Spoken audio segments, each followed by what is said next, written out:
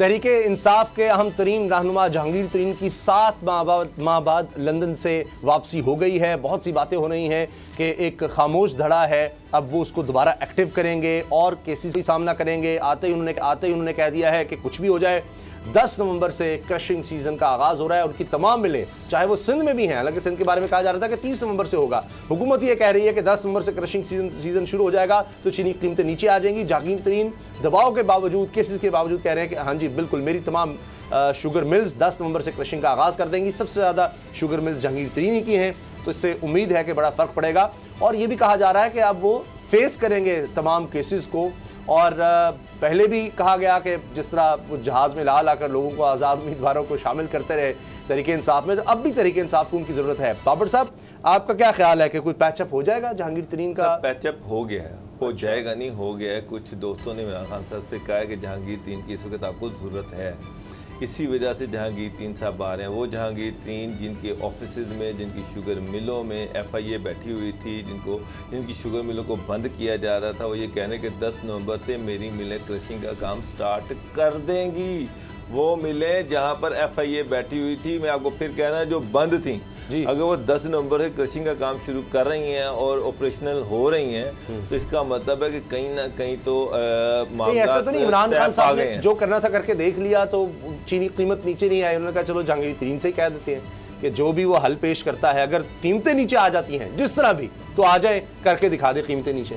उसामा साहब, जब ये हाइप क्रिएट हुई थी, आपको मैंने पता है, मैंने कहा था ये ब्रेकिंग न्यूज मैं आपको दे रहा हूँ कि जहांगीर आपने कहा था कुछ साहब क्लियर हो जाएंगे इस मामले बिल्कुल, आपने कहा के खिलाफ ना गिरफ्तारी होगी, ना कोई चार्ज प्रूव हो सकेगा। अल्टीमेटली लॉजिकल एंड तक जो बात जब जाएगी तो वो क्लियर होके सामने क्लीन हाथों के साथ सामने आएंगे। ये बात मेरी आप लिख लें। सर अभी तो कुछ हुआ ही नहीं ना, वो तो पहले ही आ गए वापस। अच्छा, अब मामला ये है कि सुन ले, जो डॉक्टर साहब कह रहे हैं कि FIA उनके दफ्तरों में बैठी, आपको पता है पहले FIA रिपोर्ट थी सारी, उसके बाद फ्रांसिक होगी, सारा मुकदमा कोई है, मामला ये है, अदालत में कुछ है, 30% शेयर है पूरी जो जितनी भी जो शुगर का मामला है। जी। अगर जहांगीर तरीन साहब, मैं समझता हूँ ब्लेसिंग है किसानों के लिए, अगर 10 नवंबर को वो क्रशिंग सीजन का आगाज नहीं करते, वो अनाउंस नहीं करते, तो किसानों ने सड़कों पे होना था, उनके गन्ना लेने के लिए कोई तैयार नहीं होना था, रेट उसका कोई देना नहीं था किसी ने। ये एक तो अच्छी बात है। दूसरे खिलाफ केसेस अपनी जगह, लेकिन किसान सबसे ज्यादा खुश अगर किसी से होते हैं या कम नाराज होते हैं तो जहांगीर तरीन। अच्छा, दूसरी बात में नहीं, बुनियाद पर मैंने कहा था। दूसरी बात जो मैंने बात की थी वो रिकॉर्ड की बुनियाद पर की थी कि जब अगर आप कंपेयर करेंगे तो सबसे ज्यादा जो टैक्स देती हैं मिलें, JDW जो है उनकी मिल, जो मिल्स है, ठीक है, लेकिन कैसे गुलाम मुर्तज़ा साहब हमारे साथ हैं, आप इजाजत दें।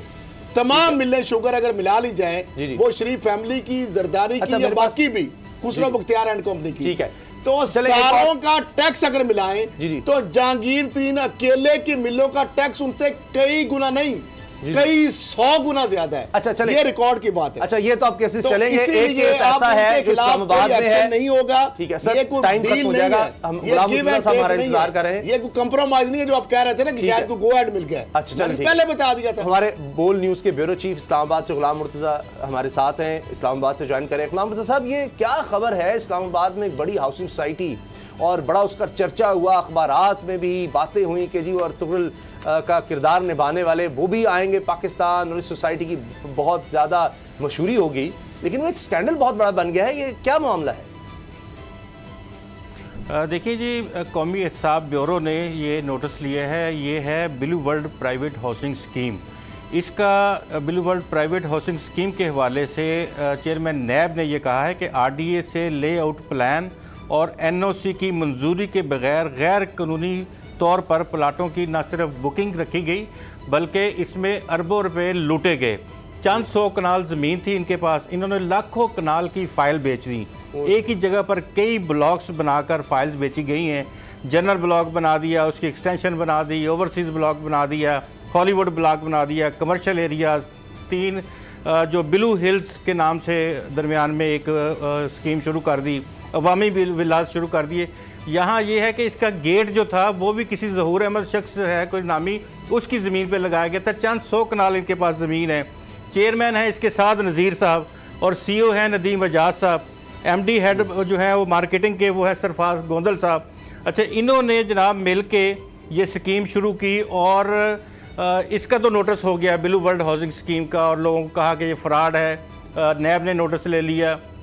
लेकिन एक नया फ्रॉड अभी इन्हीं के नाम से, इन्हीं की जो मर्जी से शुरू होने जा रहा है। अच्छा। इन्होंने क्या किया कि चौधरी तनवीर सेनेटर हैं पाकिस्तान मुस्लिम लीग नवाज के जी, उनकी एक 3-4 जायदादें थी बड़ी बड़ी, मौजा राजड़ में उनकी ज़मीन है काफ़ी ज़्यादा, जो FBI ने जब्त की थी और बेनामी ज़मीन थी, और उनसे कहा था कि इसको साबित करें कि ये आपकी ज़मीन है।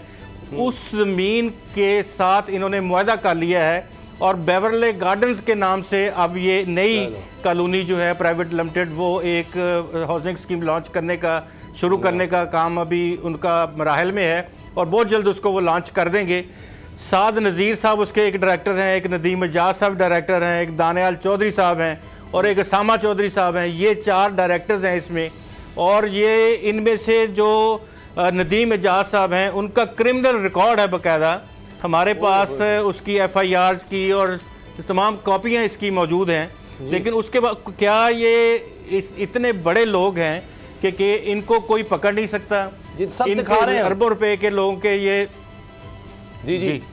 अच्छा, अब मुर्जा जिस तरह आपने अरबों रुपया लोगों का खा गए हैं, ब्रीफली बताया कि अर्दगुल गाजी की तस्वीर दिखाएं कि अर्दगुल गाजी आ गया है। अर्दगुल गाजी तो नहीं आया, नैब आ गया। चेयरमैन जस्टिस जवेद इकबाल जो नैब के चेयरमैन है, क्योंकि उनका आपको पता है हमेशा वो बताते हैं कि गरीब आदमी जिसकी सारी उम्र भर की जमा पूंजी लुट जाती है, उसके लिए वही मेगा करप्शन केस है जो उसको अगर वापस रकम लूटी हुई मिल जाए।